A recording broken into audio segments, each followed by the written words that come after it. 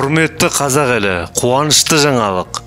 Ресей Байқоңырды жалдау ақысын төлей алмайтындай күйге жетті.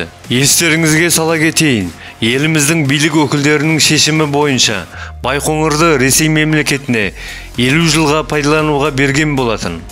Ендігі кезекте Ресей шенеуніктері сандарын соғып қалып отыр. Құдайдың да көзі бар демекші, Байқоңырдың әлі пайдаланып үлгермей жатқан бөлігін елімізге қайтара бастаған көрінеді. Оған қоса санкцияның кесірінен ғарышқа қажетті құрал-сайманды сатып алу мүмкіндігі мұңға айналды.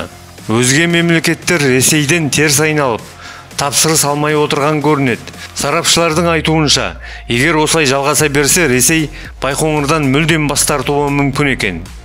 Осы уақытқа дейінгі тапсырыстар бір мезетте жоқ болса керек. Шет мемлекеттерден түсіп отырған қомақты пайда көзден бұлбұл ұшты дейді Ресей шенеуніктері.